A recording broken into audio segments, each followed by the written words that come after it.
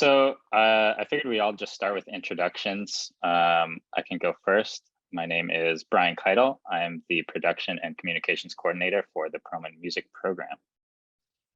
I'll go next. My name is Mary Peckham. I'm the associate director of the Proman Music Program and the director of the Chamber Music Workshop at the Proman Music Program.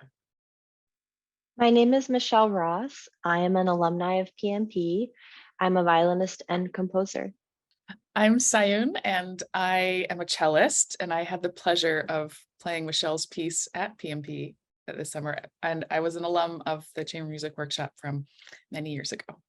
I'm Valerie. I'm a violinist, and I've been a PMPer since 2010 through the Littles and also the Chamber Music Workshop. And I'm one of the violinists who got to work on this piece with all of you. Hello, my name is KJ McDonald. I'm also one of the violinists who worked on this piece with Michelle, and I've been at PMP since 2012, I believe. And my name is Sam. I'm a violist. I've been at PMP since 2016, and I'm so happy to see everyone.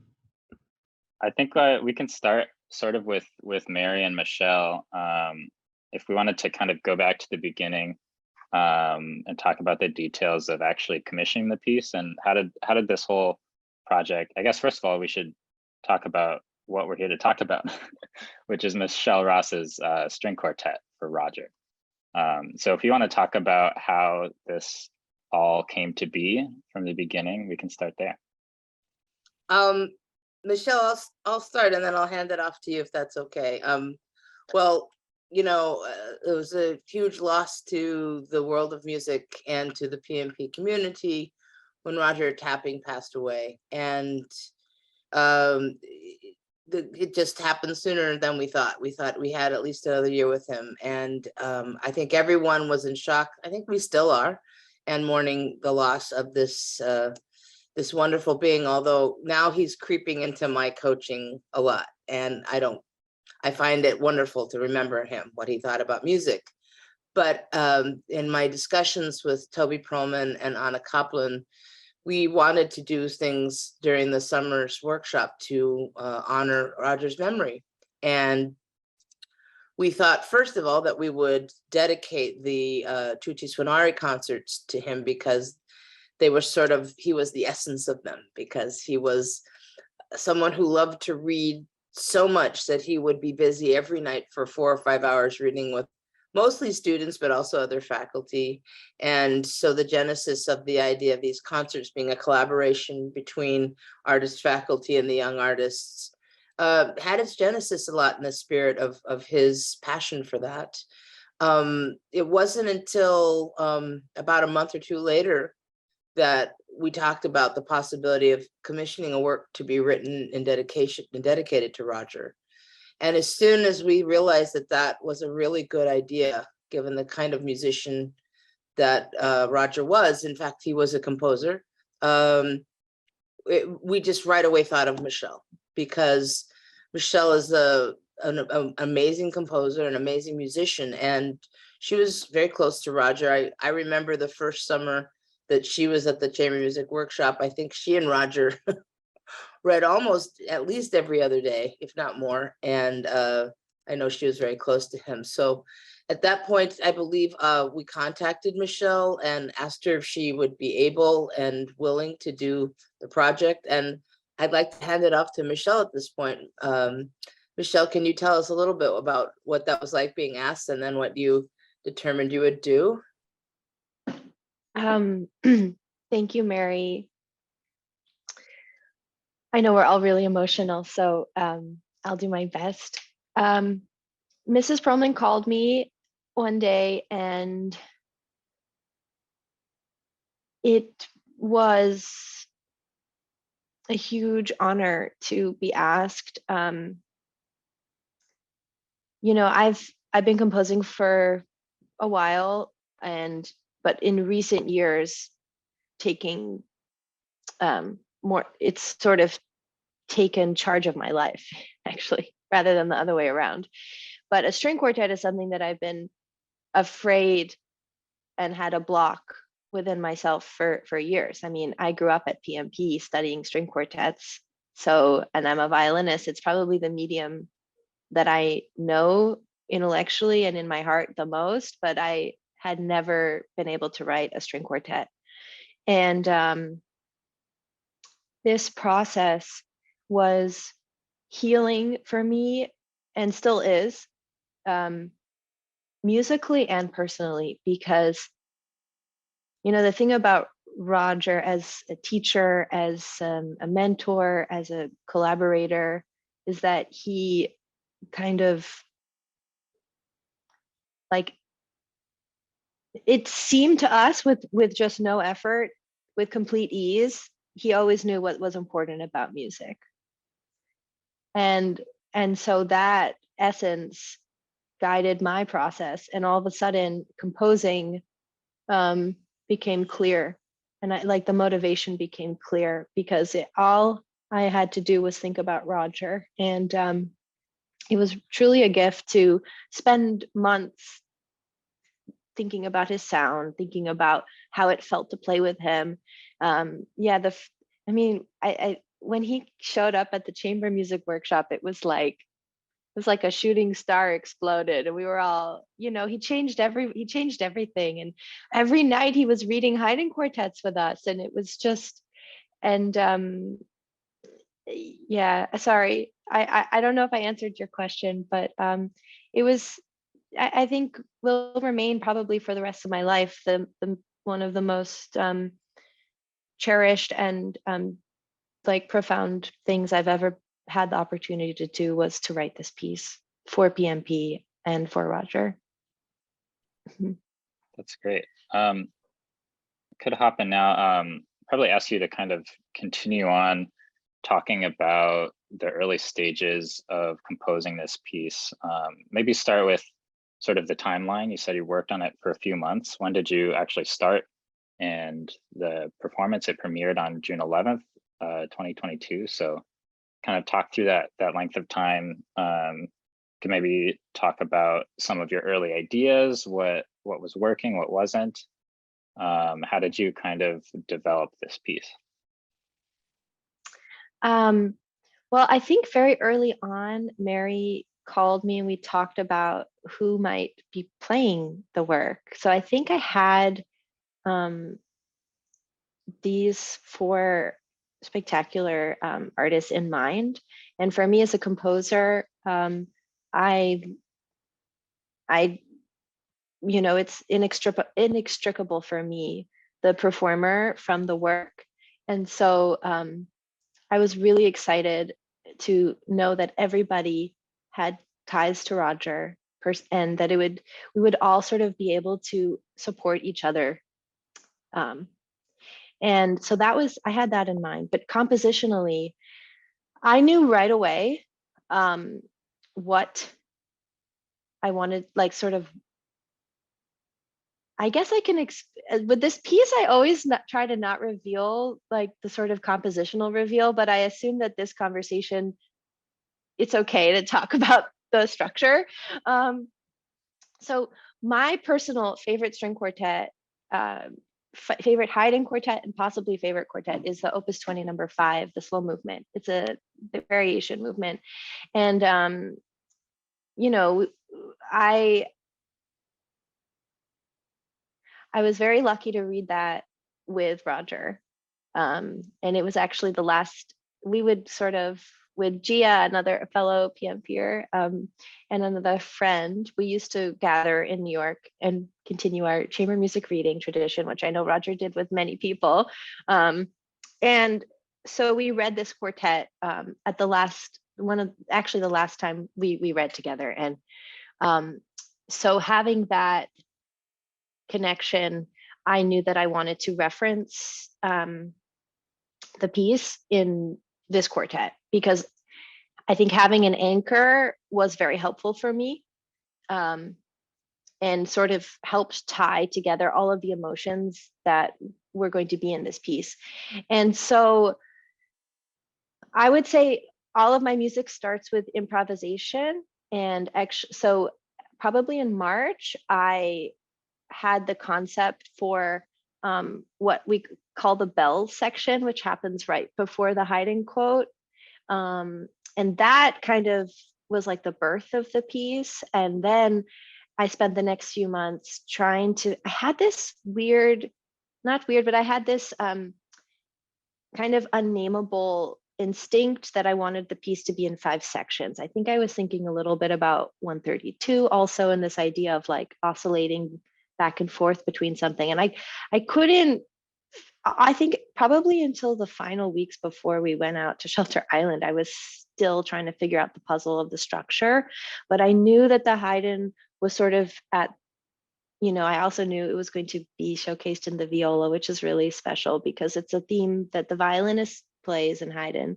But this piece is, the viola sort of arrives at that melody in a very hopefully meaningful way. And so I spent the next few months sort of exploring the material. And then I was very fortunate to be able to actually workshop with friends in New York. And so this piece came together truly by allowing the material to first swirl around in my brain and then live in the organism of a string quartet. And essentially, I was writing in LBD, like Mary's, chamber music philosophy into the score. And so, this piece could only exist in this PMP world. And so that was my compositional process. I will say that I was still editing at PMP.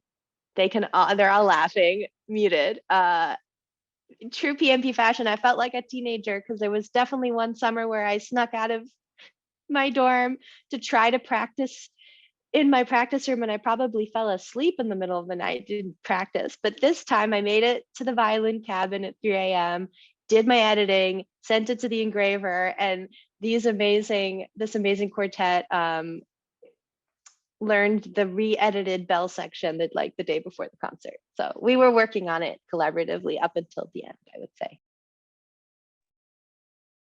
It's so wonderful to hear more about your process, Michelle.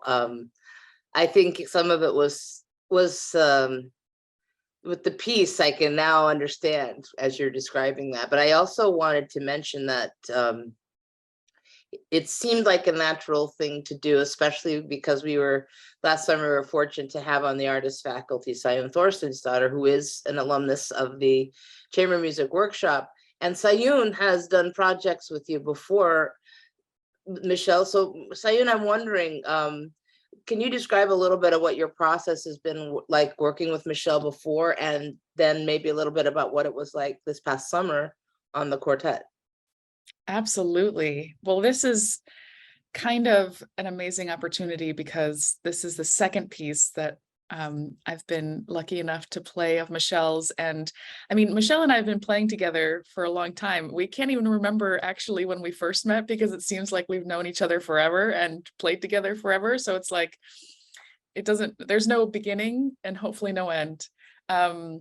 So the first piece was actually a solo cello piece that Michelle wrote for me. And, Michelle mentioned improvisation, and that is very much within that cello piece. And I think what I love about Michelle's writing and about her process, as she's telling us, is it's so authentic to the material. Like she really takes the material and lets it say what it needs to say in real time. So she plays it, she has us play it, and that's been from the beginning. And that I really, really appreciate, because something really true comes out when that music is allowed to blossom on its own. So I think that's one thing that, I know that's not part of the question, but so that's part of the process that I love about Michelle's writing.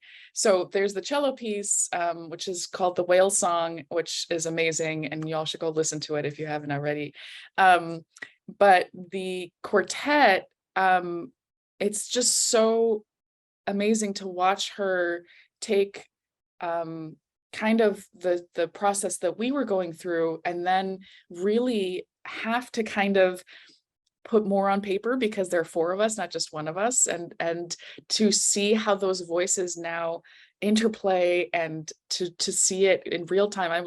I was lucky enough to be at some of the workshops where she was sort of working through things, and already there I could tell this was something really, really special. And even if you don't know Roger personally, or that doesn't connect with you, the profundity of the emotions that are being processed through this piece are universal. And I just feel like there's something, it came out of a specific thing, but there's something really bigger here at play. So I don't know if that's what you were looking for, but it's been amazing to be able to work on this, and then to see also the end of it. I was just listening to our recording right before this, and it's like, it brings me so much joy and so much healing to be a part of this. So thank you.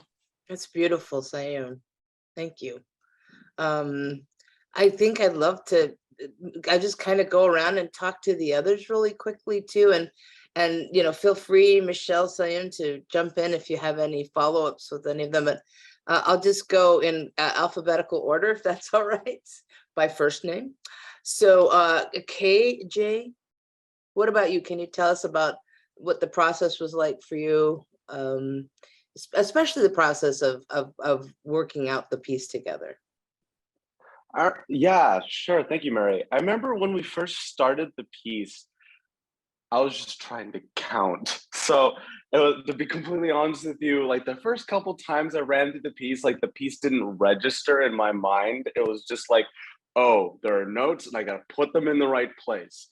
As the piece kind of grew, and like I've known both Sam and Val for so long, and like because we've known each other for so long, we have this instinctful understanding of each other's sense of musical taste in a lot of ways, like the way we shape phrases and stuff. And I feel like they have the same for me in a lot of ways too. And as the piece grew, and as I kind of like, oh, that's the way they singing that, and like the piece started to really blossom into its own thing, like its own. Like I'm sure Michelle would like agree. Like nobody's ever gonna play it again the same way.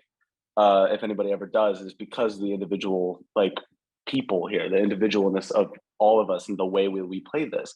And it was so cool to like see the notes kind of leap from the page into like actuality in a way. And I remember that was the biggest takeaway for me when I was playing that piece, was just like, oh, this is like, it's such a great piece. And then seeing great musicians play it, it was just like, whoa. It was like a light would shine in my eyes. It was just like, this is the way it should be done. So yeah, that was my experience with it. Thanks, Cage. What about you, Sam?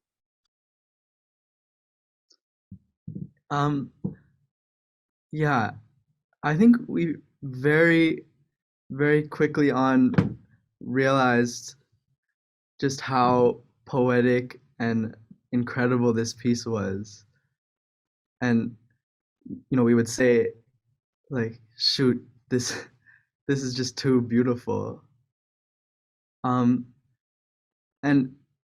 if there's any way to give back to someone like Roger, who was so generous and gave so much to all of us, this is a good way to start.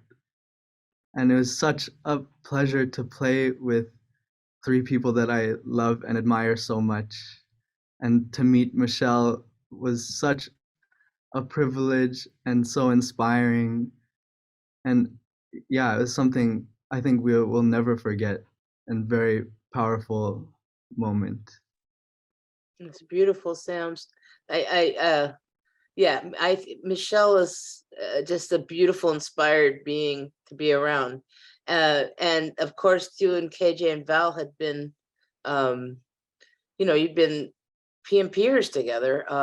But what about also, you have a background with Sayun, correct? Yes. I mean, I guess I met Sayun when I was quite young, because she played with my mother, and yeah, I remember her being like the coolest person ever when I was a little kid.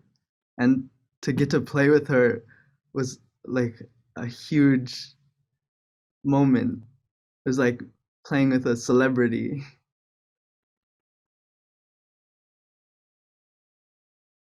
I love It's it. the other way around, Sam. You're the celebrity. I get to play with you. It's beautiful. Hey, Val, what about from your point of view? What was the process like? I mean, I would definitely echo everything that everyone else has been saying. I think from the moment that I got the call from you, Mary, earlier this year before the summer about being a part of this project, I knew, even without knowing exactly who the other characters of this cast would be, that it was going to be so meaningful and so special, and it really was in ways that I could have never foreseen. Like I've never had an experience like this. Really, I don't think I've worked on like a commissioned quartet, but then also for it to be so deeply personal for everyone involved was I mean, yeah, absolutely extraordinary. And I think that what we've been saying about kind of the music coming to life off the page and all these things, I think while we were collaborating, the five of us on Shelter Island, there are so many of these moments where we realize like how limited our notation system really is. And what you were talking about, like in the first couple of days before Michelle got there, we were just trying to count and we were just trying to figure out like where everything belongs. And Sayun, having worked with Michelle before, was like, this is not it. Like, this is not what she's going for. This is not what she wants. And so just like really exist and explore the space between like what's on the page and like what will eventually come out, I think is really at the heart of what Roger instilled in all of us, right? That there's like worlds between those two. And I think Michelle somehow wrote something so incredibly personal and specific, but still gave us all the room to fill that space and kind of fill that canvas with our memories and our personal experiences with Roger. And I mean, I'll never forget it. In my defense, I just want to add that there was nothing wrong with the way everybody was playing it the first couple of days. In fact, I was blown away by how quickly I think everybody was able to express beyond the page. I have to say, like when Valerie, you played like that first melody the first time, I was like in awe, just speechless. It was so beautiful. And the way that, so I just want to, in my defense, say that you guys all from the beginning were just like incredible. It's just the whole process is of playing it together, working with Michelle. It's always all the tips and turns and all this stuff is just so magical, and it was really fun for me too. I could hop in. It's just kind of thinking about, I think the relationship between the composer and the performers is really interesting. A lot of times in classical music, the composer is long gone, and it's up to the performer to sort of come up with an interpretation of the instructions they left behind. So from what I hear from you guys, it was of course a really collaborative process between you, the performers, and Michelle, the composer. I was wondering from you and from Michelle, did you kind of, was Michelle present for most of your rehearsals, at least when you were all together on Shelter Island, or did you have some time as a quartet to shape your ideas and then Michelle joined in and offered her guidance, and how was that? Maybe one of the members, could you, because you might have started your work before Sayun arrived, but did you also start working a little bit in Manhattan before you guys came out to Shelter Island? Val? No, I think, sorry, Michelle, go ahead. I was just going to say that I'm pretty sure I sent the score quite late. So I wanted to take responsibility and clear the air about that. So I think the hope was to have done those workshopping with all of us, but a combination of scheduling and finishing the piece. So, but yeah, I'm very curious what those first. Maybe I'll say this for just to add on to the question that I'd love to know from the quartet for anyone listening. The way that my score is notated probably influenced a lot of the last discussion that what Valerie was talking about in Sayun. I handwrite my scores, and then this piece was engraved, and like practical things like rhythm mean very differently in my music. And so actually everyone was playing from a full score, which means that all four parts are present on the line. And Mary teaches us all about score study, and so this piece was written with the intent that everybody would see the full score. And the reason for that is a lot of times my musical language, when you're talking about counting, like I'm understand a lot with music that is born from improv. Sorry to go off, but with music that's born from improvisation, it's like speech. You can hear, when you hear it, you understand how it goes, but notating it sometimes can look super complicated. And so a lot of times I like to have things visually line up, but if you're counting, which is what musicians do to exist in the world, those things can feel disconnected. And so you kind of have to live in this chamber music brain. Like you have to live, breathe, and die the way Mary teaches us in order to just read the score. So I know that there's that I'm asking people to do. And so I was also blown away the first time I came to the rehearsal, the interaction with the material that I had given them, and then listening to the performance. I mean, the way it became truly everyone's own. But I know this question wasn't meant for me, so I'm going to mute myself. I'm so glad you said that, though, Michelle. That's amazing. And I'll ask again, Val, a little bit more, especially given what Michelle just said. Yeah, absolutely. I think the first couple of days when it was just KJ, Sam, Cyan, and myself, and we were essentially sight reading together, right? And really trying to piece this puzzle together. And I think it takes that like chamber music trust, and that very specific chamber music trust, to let go of something like counting that keeps us together, right? To keep us on the same page. And to instead, like you're saying, literally live, breathe, and die with it together, like breathe together as an organism and be with each other moment to moment and not beat to beat. And I think as we got to know the piece and we started to internalize it, it became actually very easy to do, and really like the only way to go about approaching the piece. And I think ideally we would approach all music this way. And somehow Michelle's music like really demands that out of us. And I think that is what makes it so one of a kind. Sorry, I can hop in. Yeah, no, it was like, I remember jumping into it, and there's like, as Michelle said, there was not really like there's kind of rhythm, and there's like, it has all the rhythmic, like, I don't know, the British would call it quavers, I would call it eighth notes and everything else. Like, I remember wanting to trust it in a way. Like, I wanted to trust the rhythm, but like as we got on, I was like, no, I just gotta trust the other players. I remember another thing that we did as a group when we were getting through is there's several times I'm just like, I wonder how this, and then I remember we'd all look at each other like, we'll ask Michelle when she gets here. We'll figure it out when she gets here. We'll like how that all is supposed to fit together. And I had a lot of fun with that, because there's that uncertainty to what the music could sound like, but because it was uncertain of what the music could sound like, it could sound like anything. And I just love that kind of, it's like feeling like you're on the edge of a precipice in a way. You're like, it could be anything. And it could be anything that's like a million different things that could be just as beautiful as the other thing.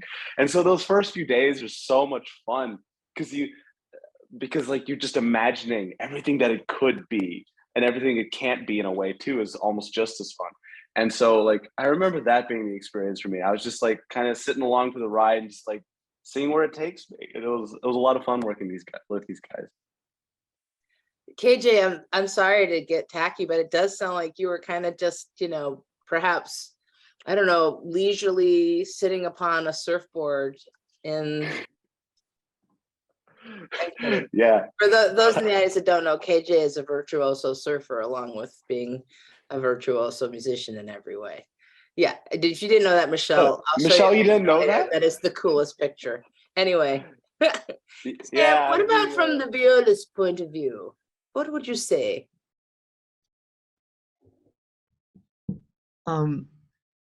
Yeah,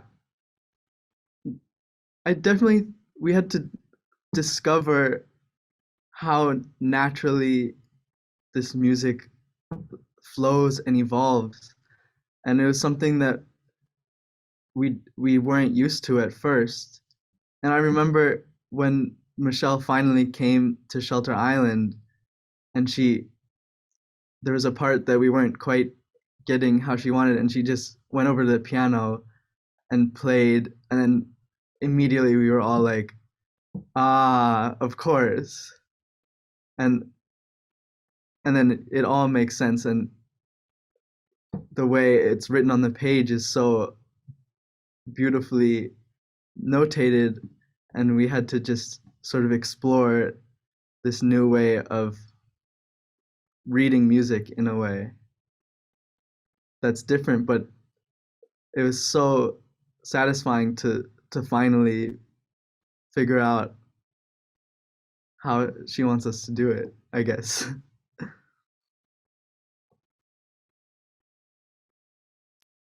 So I think we can kind of round off this discussion going back to the day of the performance, maybe talking about the experience of actually performing the work for an audience. Maybe you start with Michelle and then the quartet.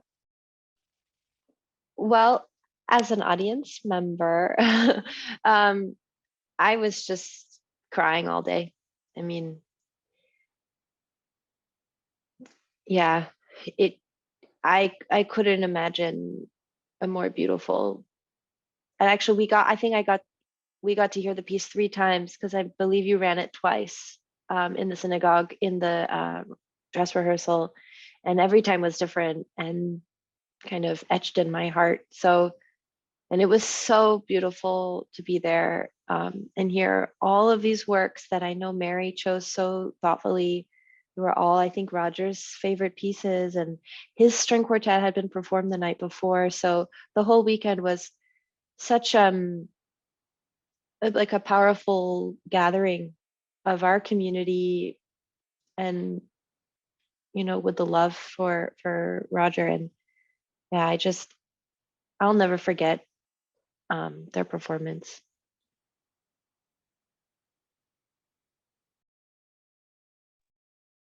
I'll just chime in to say that I think, the process was so much about the 5 of us and coming to the music at kind of in our community of the 5 of us. And then there was something that happened when we started to share it with other people that was even more like allowed for more opening, allowed for more trust, allowed for more generosity in the piece. That was really powerful. I think there's something that happens when you can really lean into that energy of an audience, and to I mean, we talked about trusting each other, right? Like we're playing, the 4 of us, and then trusting Michelle, and like that the structure of the piece and everything is going to hold together. And then to be able to take that to the next level and share it with an audience that is there with you the whole time. And I mean, it's just something really glorious to be able to do that, and to have the privilege to be able to share music in that way. It just makes it, I think, even better to share. Like, I think the piece got better from sharing it with the community. Yeah, just to add on to that, I think that what was so special from the beginning working on this piece was just interacting with the music and seeing, feeling, and hearing that Michelle had Roger in mind the entire time. Like every cell of this piece is imbued with his essence.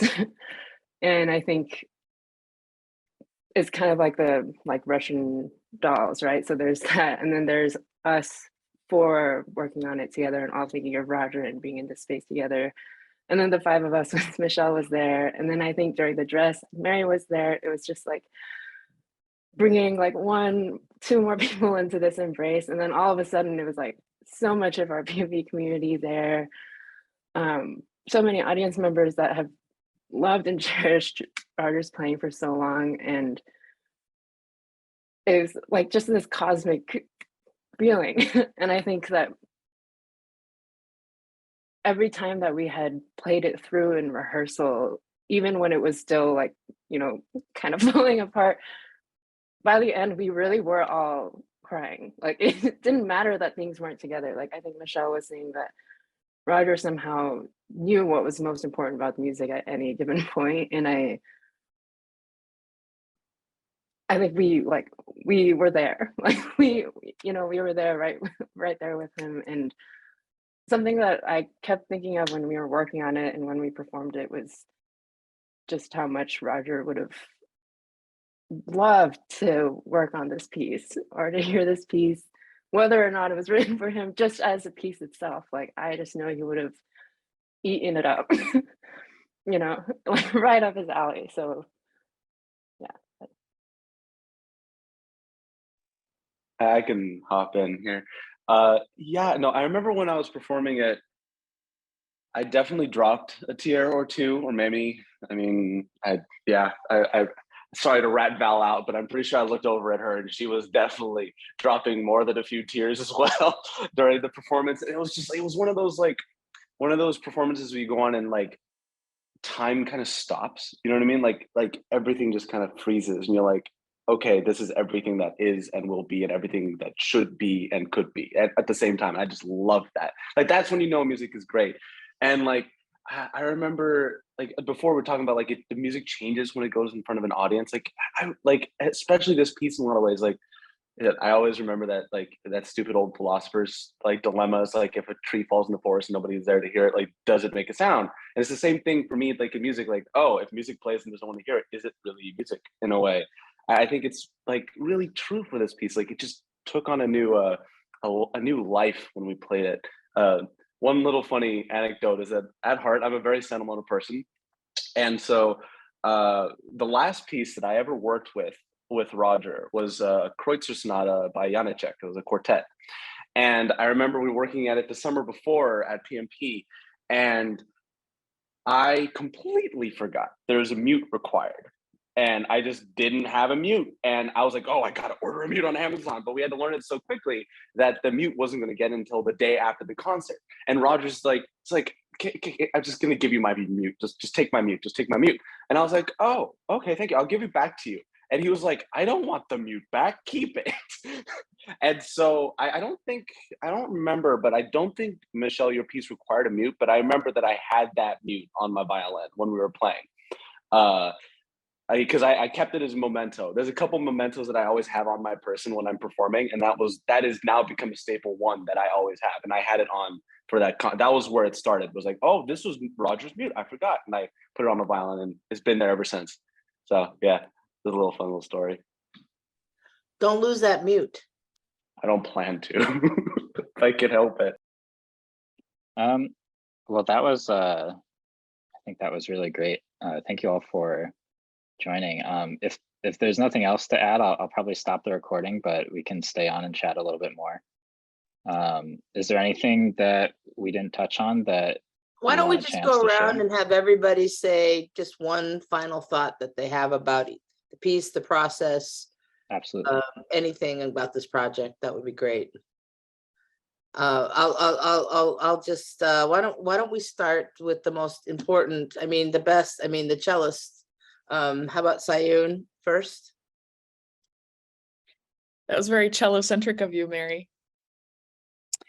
I think for me, this whole process, I mean, it comes from not only a place of like enormous love, just enormous love for a person that stood for something bigger than all of us. And the way that chamber music does that is to get people together and celebrate that and make something bigger than the four people. And so for me, this project is getting a little bit emotional about it because it just means a lot. It means so much to all of us that are privileged to share the music, to know the people that, like Mary, like Roger, like Michelle, who believe in these things, that together we're stronger, we're better, we can touch something intangible. So for me, it's a privilege and an honor, and the community here and Mary for just being bold and, you know, asking Michelle, picking up the phone and saying, you know, would you step up and do this? I just, it's the courage and the love is just incredible. So thank you.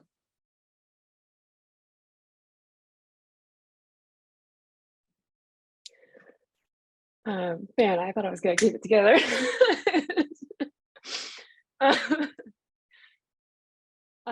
Yeah, I guess I mean I will have many a last thought, but I mean just hearing the little snippet of the Haydn melody, like when Sam has it, and hearing Sam's sound in my mind, it just like that's enough to get me going. Like I cannot think about that piece too much without just absolutely losing it. And I think it's so fascinating to me, like how music can hold so many memories, you know, like it's its own little capsule. And I think that, of course, Michelle's piece will forever hold all this experience. But it's crazy to think that that Haydn quartet will be forever changed for all of us that have heard this piece as well, you know, that it just, I mean, it was sensational before, but now it's completely redefined and I'll never hear it the same way again. And I can't thank you enough, Michelle, and everyone here.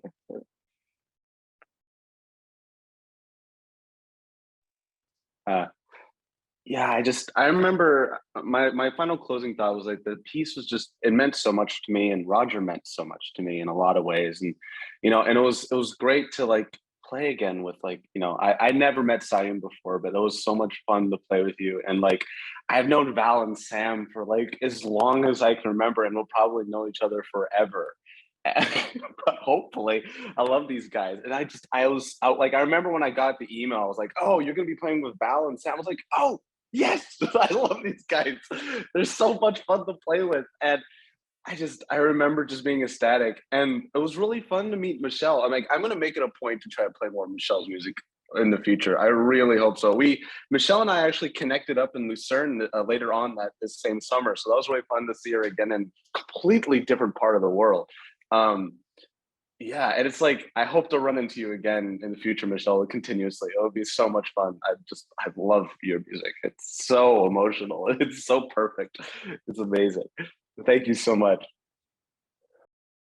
Samuel? Yeah, just to go off of what everyone else said, this was a work and a project that just involved so much love from all directions. And yeah, it was a week full of crying and remembering everything that Roger loved and how he was. And yeah, just such a privilege and unforgettable experience. And Michelle was very generous and she shared a viola piece that she wrote, and I'm planning to program it later because it's just so beautiful. And I couldn't get enough of her music. And yeah, thank you all so much. Lots of love.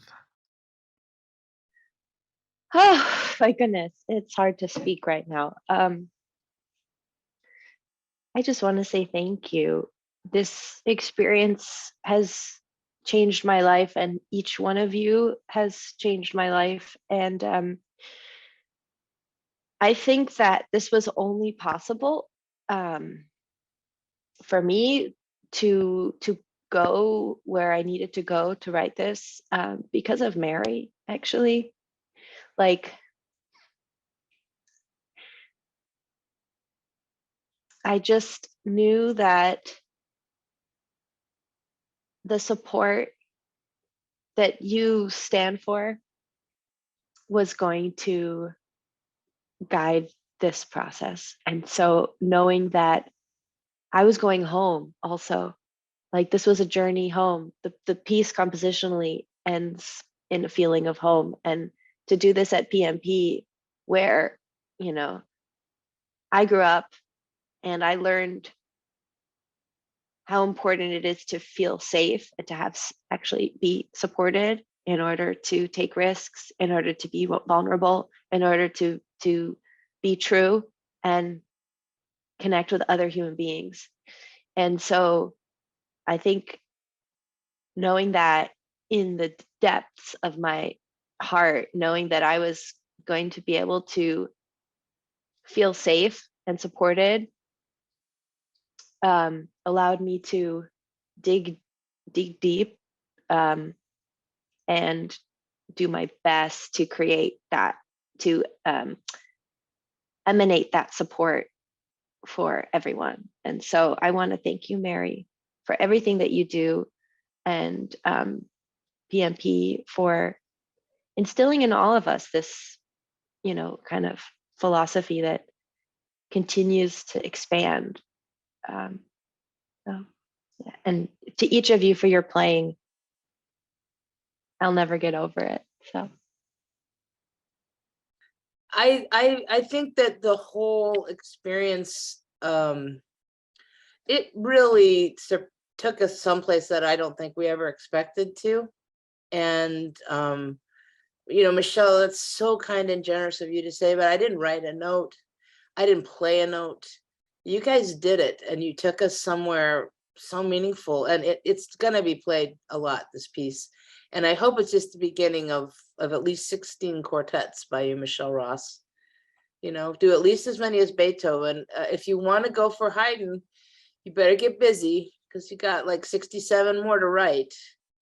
But the whole spirit. Oh, there she is. Hi, Sayun. I'm so glad. She's got audio, and there she is. Yay! No. I was just saying how grateful I was and making silly jokes because I'm uncomfortable. But it surpassed and took us places that we never expected. I mean, I didn't experience the process that you guys did. I peripherally, but I tried to not go and like put in a spy cam and watch everything. But the outcome was beyond extraordinary. I'm never going to forget it. And the 3 performances we heard in that day, each one of them was incredible, and it was just so meaningful. So we're so grateful to all of you. I hope that for those of you that are listening to our conversations, that as you experience and view the performance, that you view it several times, and I think I've seen not all of the video, but I've seen about an 1/8 of it, and it really is quite extraordinary too. So it's of course very different than being there in person, but the video is very special. So I'm so proud of all of you, so grateful to all of you. And Michelle, I'm kind of serious, 67 more quartets. Yeah, we can get them all premiered for you. Okay, these guys will all come back and do them. Yeah, right, because they have nothing else to do. Anyhow, bravo, you guys. So much love to all of you. Brian, thanks for organizing this. And yeah, and I hope everyone enjoys experiencing this music because it's very special.